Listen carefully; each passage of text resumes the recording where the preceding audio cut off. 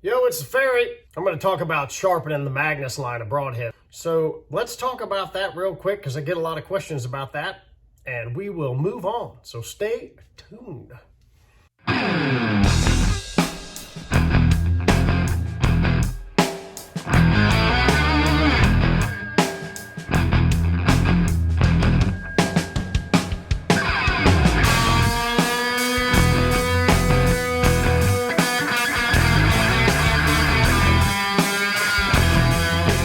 Choices with the Magnus line. You got the Stinger, which is more, typical Broadhead kind of long shape.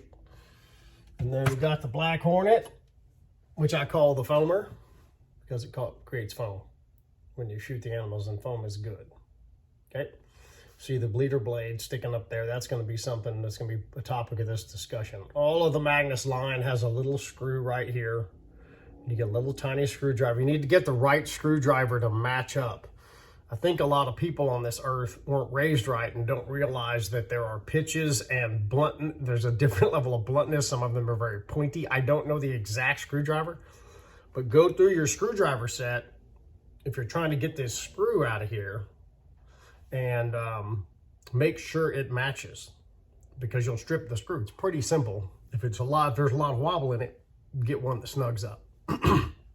You might be able to reach out to Magnus and ask them the exact screwdriver type to use, but that has been I did this a few times when I was trying to take them apart and actually tore the screw out of them. Now, all the Magnus line has an unconditional warranty. So I'm not saying to warranty the screw, and I'm sure as heck not saying if you shoot one through a deer and it bounces off a rock and skips off into the woods and you break it, you send it in for warranty because you got your deer. You could do it, but that's just not how I roll.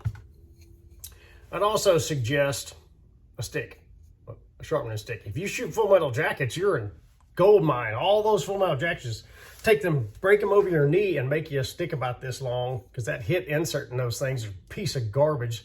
Terrible, the worst, and the arrows themselves are kind of crappy. The worst arrow possibly on the planet, except for the Carbon Express stuff. And that's because their spine chart is stupid. Yep, I said it. It's stupid. Anyway, I'm going to talk about shooting. I'm going to talk about some of the very quick tips for sharpening a Magnus Broadhead. The first thing is a double bevel Broadhead is 2 bevels. Got that?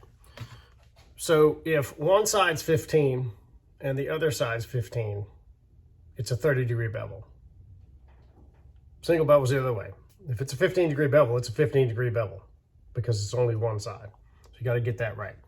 It's great to have a jig. I am a big fan of the KME stuff because it's got the floating head.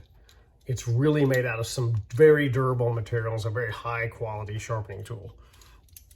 And it's easy to adjust back here to get the pitch of the jaws correct for the Broadhead. There's tons of videos on that, so I'm not going to use the jig in the video just to get more videos. I got plenty of documentation and other things out there. I don't know if I'm gonna be able to show this. I'm probably gonna have to show a picture, but when I'm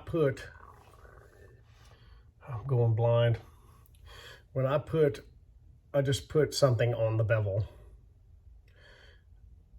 He said that the Stingers are around 17 and the Hornets are about the same.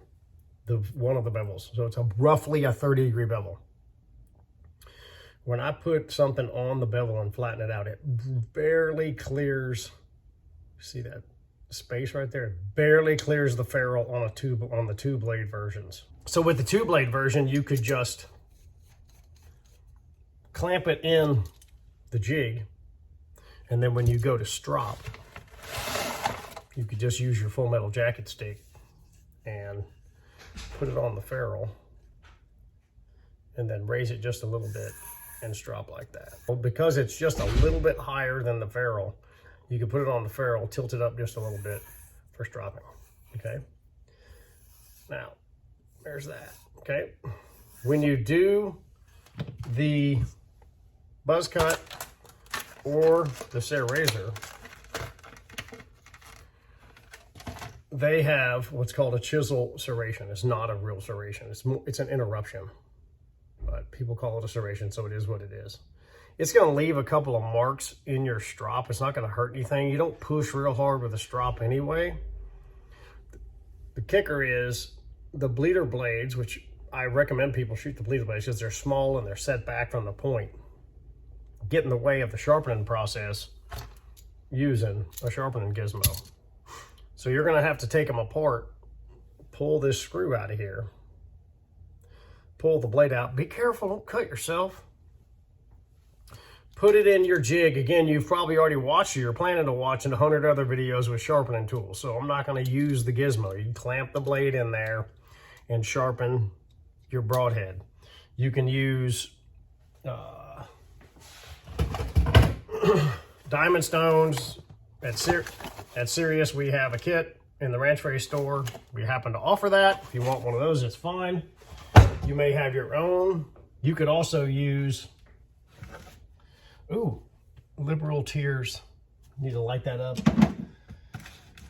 You could use one of the Lansky type systems on it and do the same thing.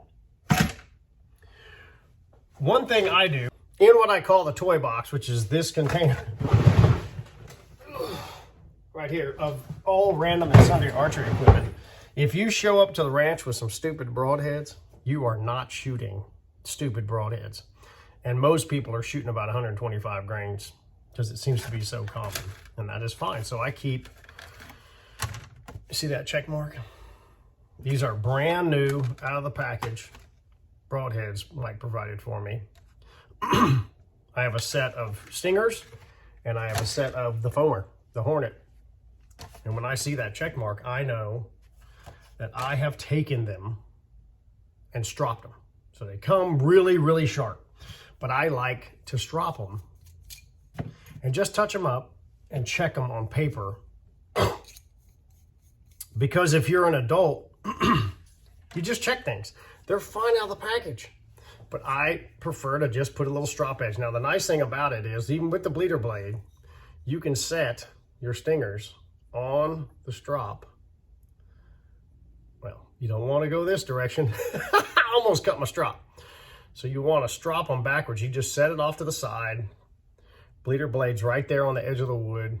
The edge is completely on the strop.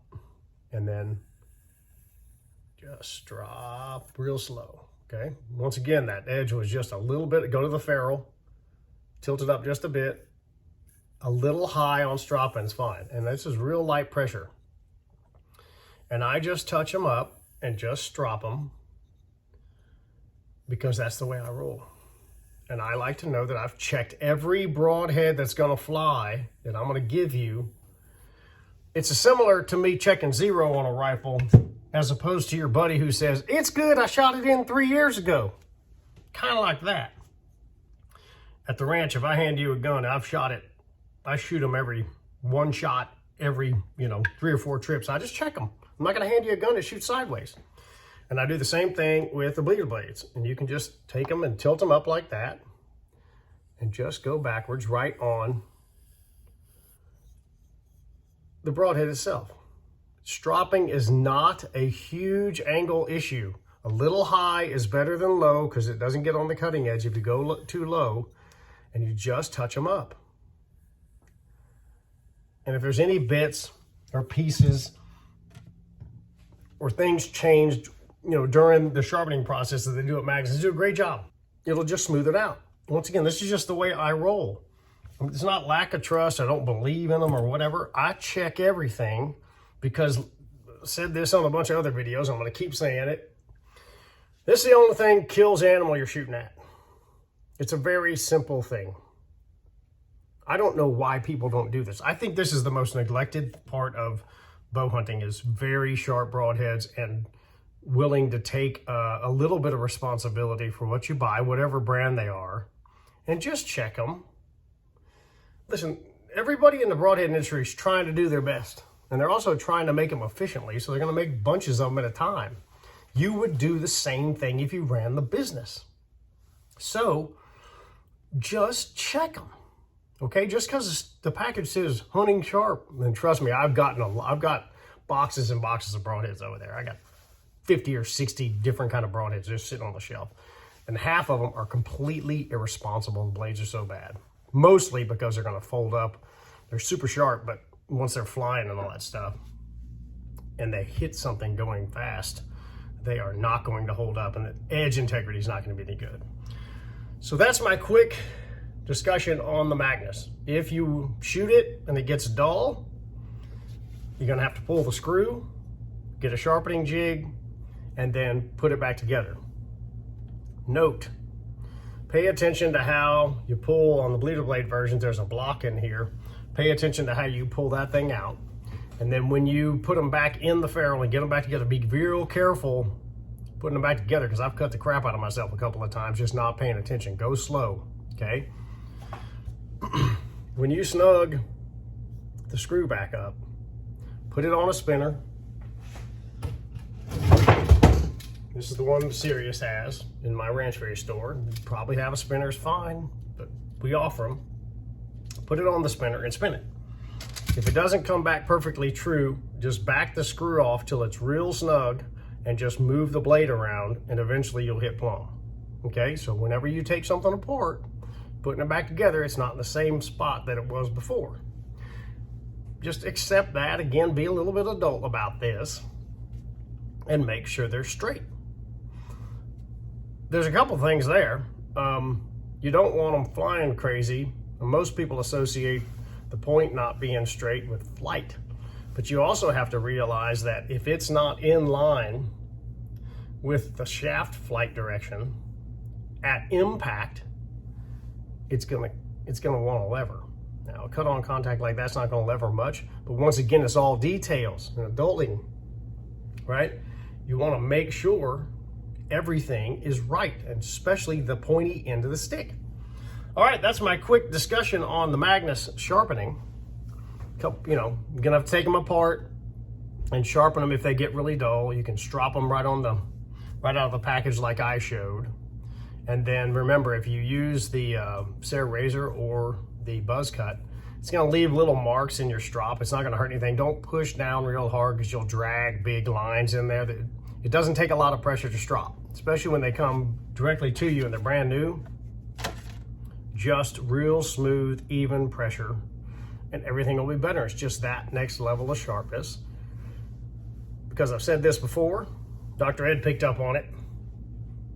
Broadheads either remain in static state at impact or they erode, but they never get sharper. So whatever level of sharpness you achieve, they'll stay that way if they hit something soft, like in between the ribs or whatever, and they'll keep going and they're super sharp when they hit, or they're gonna erode a little bit when they hit something hard, and you want them to start at level A sharpness as opposed to level C minus or B plus, and then erode down one level. So if it's A level, this is Aaron Snyder idea, it's an A plus arrow. How much erosion does it, how far does it erode? We don't know because it hits random things.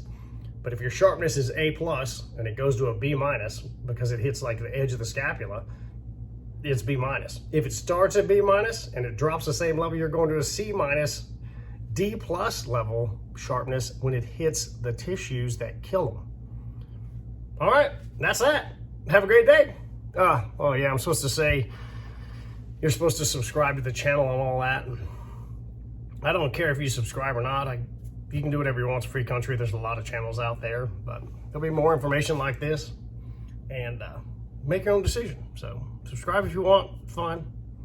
Have a groovy day.